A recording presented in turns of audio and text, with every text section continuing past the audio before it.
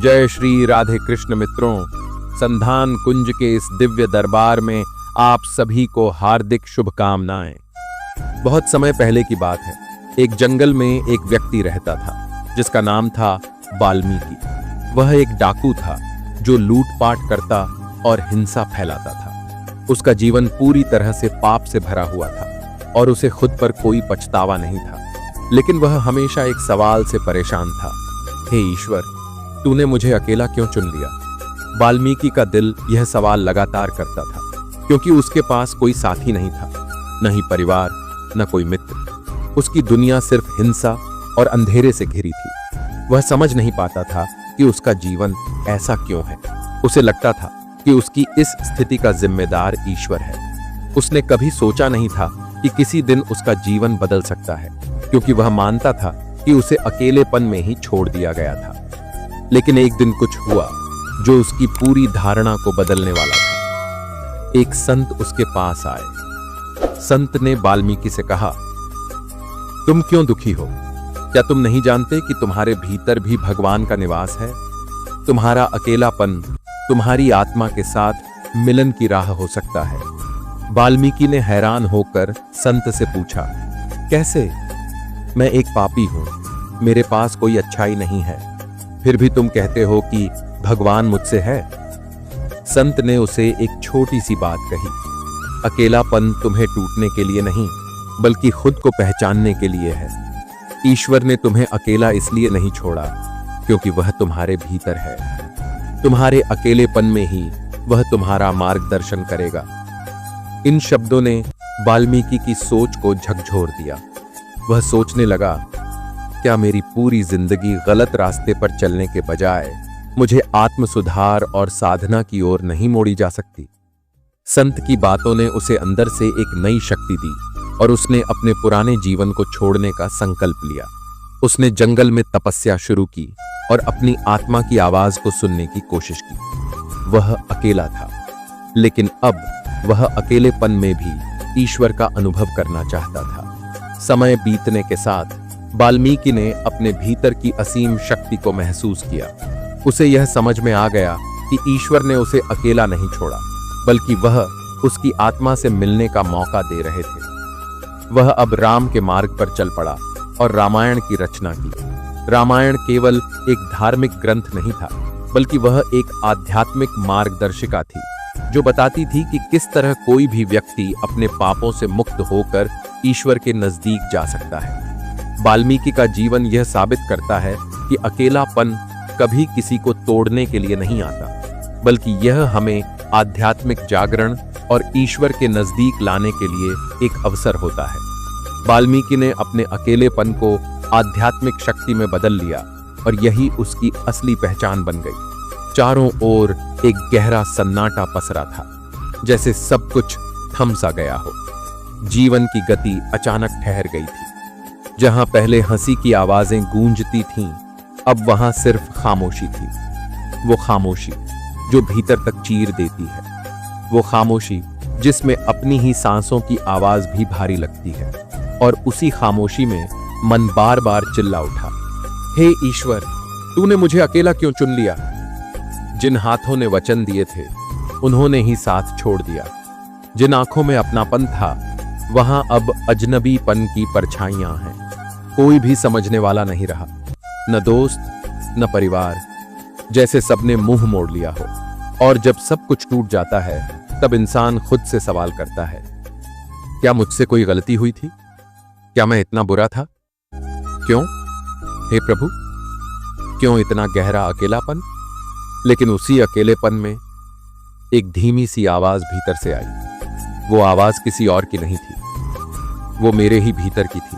जैसे मेरी आत्मा मुझसे बात कर रही हो, कह रही हो, तू रो क्यों रहा है? तू हार क्यों मान रहा है? क्या तू नहीं जानता कि जब सब साथ छोड़ देते हैं, तब ईश्वर खुद साथ आता है? उस पल मुझे महसूस हुआ कि शायद ये अकेलापन एक सजा नहीं, एक अवसर है। शायद प्रभु ने मुझे अकेला इसीलिए चुना, क्योंकि वो जानता है कि मैं भीड़ के पीछे नहीं, खुद के दम पर खड़ा हो सकता हूं। ये अकेलापन मेरी हार नहीं, ये मेरी अग्नि परीक्षा है और ईश्वर केवल उसी को परीक्षा देता है जिसमें कुछ खास होता है। हो सकता है अभी राह कठिन हो, पर यही राह मुझे वहां ले जाएगी जहां बहुत कम लोग पहुंचते हैं। जीवन कभी भी वैसा नहीं होता जैसा हम चाहते हैं। यह हमेशा वैसा होता है जैसा हमें गढ़ने के लिए जरूरी होता है। कभी कभी हमें वो नहीं मिलता जो हम मांगते हैं, क्योंकि ईश्वर हमें वो देना चाहता है जो हमें बनाने के लिए जरूरी है। हम चाहते हैं साथ, पर ईश्वर हमें अकेलापन देता है ताकि हम अपनी असली पहचान से मिल सकें। क्योंकि जब तक इंसान दूसरों के सहारे जीता है तब तक वो सिर्फ छाया होता है, पर जब वह अकेले चलना सीखता है तब वो प्रकाश बनता है। जो रात सबसे अंधेरी होती है वहीं से सवेरा जन्म लेता है। अकेलापन वो द्वार है जहां से आत्म परिवर्तन की यात्रा शुरू होती है। लोग सोचते हैं अकेलापन तोड़ देता है, पर सत्य ये है कि अकेलापन तुम्हारे भीतर उस शक्ति को जगा देता है जो भीड़ में कभी जाग ही नहीं सकती। जब कोई नहीं बचता तुम्हारे पास, तब तुम्हें समझ आता है कि ईश्वर कहीं बाहर नहीं, तुम्हारे ही भीतर बैठा है। यह सफर आसान नहीं होता। अंदर झांकना, अपनी ही कमजोरियों से आंख मिलाना, अपने जख्मों को सहलाना और फिर उन्हें ही अपनी शक्ति बना लेना, ये वो तपस्या है जो केवल चुने हुए लोग ही पूरी कर पाते हैं। और शायद इसीलिए प्रभु ने तुम्हें चुना, क्योंकि वो चाहता है कि तुम भी उन विरलों में एक बनो जो अकेले चलते हैं, लेकिन उनके पद चिन्हों पर इतिहास चलता है। अकेलापन नाश का संकेत नहीं होता, वो एक नवसृजन का आमंत्रण होता है। जैसे बीज मिट्टी में अकेला दबा होता है, पर वहीं से एक पूरा वृक्ष निकलता है, वैसे ही जब तुम्हें लगता है कि सब कुछ खत्म हो गया, तब वास्तव में कुछ नया शुरू हो रहा होता है। वो दर्द जो आज तुम्हें तोड़ रहा है, वही कल तुम्हारा आधार बनेगा। तुम्हारे आंसू तुम्हें कमजोर नहीं कर रहे, वो तुम्हारी आत्मा को धो पोंछ कर तैयार कर रहे हैं। न जाने कितनी रातें यूं ही बीत गईं, जब नींद तो दूर, आंसू भी थक कर सूख गए। मन बार बार सोचता, क्या जीवन ऐसा ही होता है? क्या ईश्वर ने केवल दुख देने के लिए ही भेजा है?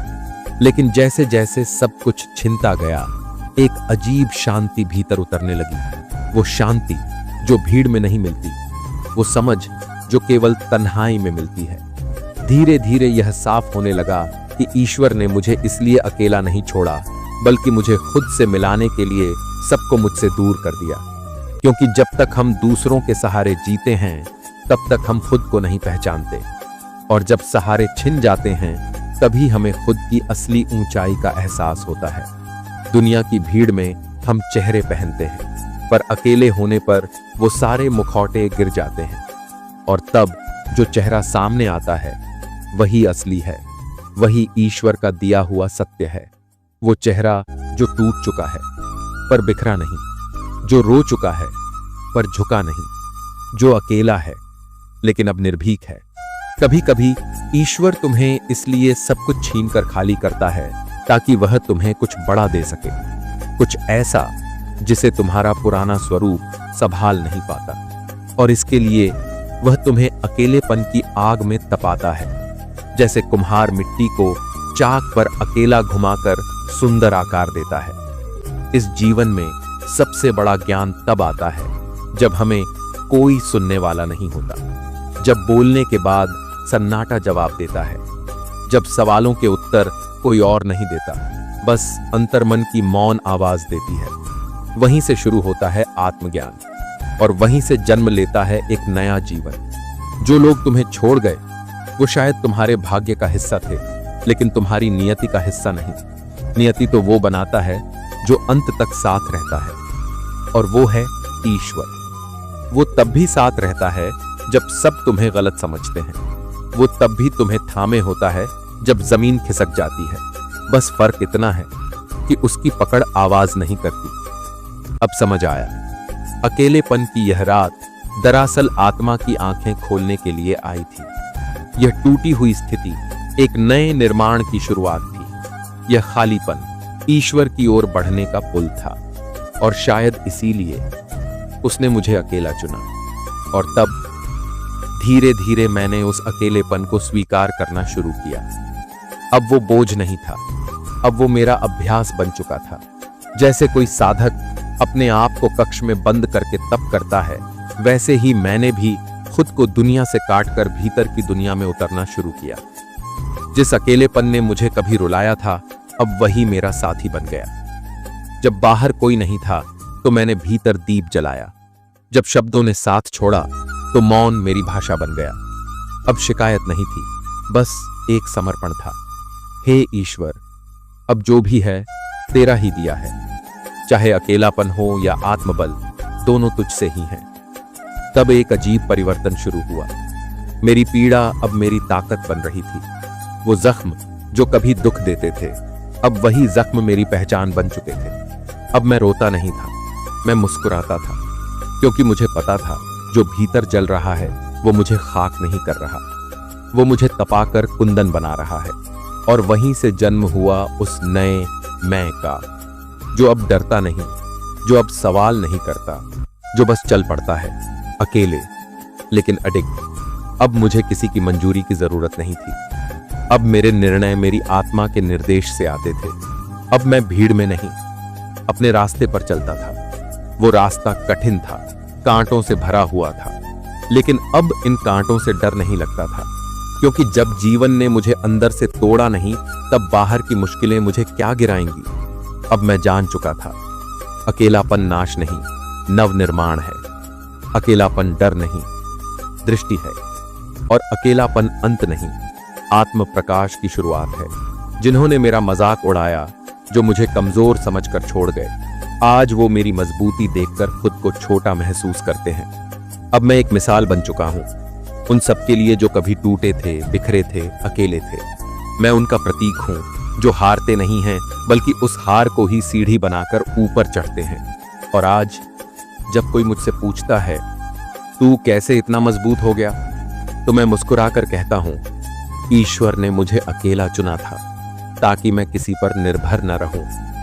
अब जब मैं पीछे मुड़कर देखता हूं तो हर वो क्षण जब मैं टूटा था, अकेला था, बेसहारा था, वे सब मेरे जीवन के सबसे मूल्यवान पल थे, क्योंकि उन्हीं लम्हों ने मुझे गढ़ा, मुझे तीव्र बनाया और मुझे उस दिशा में धकेला जहां मैं स्वयं को खोज सका। मैंने जाना, दुनिया तुम्हें तब तक समझती है जब तक तुम उसकी अपेक्षाओं के अनुरूप चलते हो, पर जब तुम अपनी आत्मा की आवाज पर चलने लगते हो, तब तुम दुनिया के लिए रहस्यमय हो जाते हो। और यही रहस्य आगे चलकर तुम्हारी प्रेरणा बन जाता है।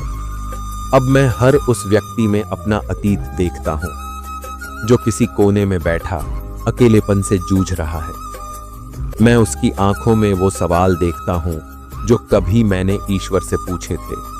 मैं उसकी चुप्पियों में वो चीखें सुनता हूं जो कभी मेरे अंदर गूंजती थीं। और इसलिए मैं उसके पास जाता हूं और कहता हूं, मत डर, यह अकेलापन तेरे विरुद्ध नहीं, तेरे पक्ष में है। यह तुझे गिराने नहीं आया, यह तुझे गढ़ने आया है। तू आज टूटा है ताकि कल तू औरों को थाम सके। क्योंकि अब मैं जान चुका हूं, अकेले चलने वाला व्यक्ति जब उठ खड़ा होता है तो वो सिर्फ खुद नहीं चलता, वो अनगिनत टूटे हुए दिलों को चलना सिखा देता है। अब मेरी जिंदगी एक उद्देश्य बन चुकी है। अब मैं उस अंधेरे को गले लगाता हूं, क्योंकि उसी अंधेरे में मैंने खुद को पहचाना था। अब मैं रोशनी की तलाश नहीं करता, बल्कि दूसरों के लिए प्रकाश बन जाता हूं। और इसीलिए जब कोई मुझसे कहता है, तू इतना शांत, इतना स्थिर, इतना मजबूत कैसे बन गया, तो मैं मुस्कुराते हुए उत्तर देता हूं, क्योंकि एक दिन ईश्वर ने मुझे अकेला चुना था और वही दिन मेरी आत्मा के पुनर्जन्म का दिन था। अगर तुमने कभी अकेलेपन का सामना किया है, अगर तुमने कभी यह महसूस किया है कि सब कुछ खो चुका है, तो याद रखना, यही वह समय है जब तुम अपनी सबसे बड़ी शक्ति को पहचान सकते हो।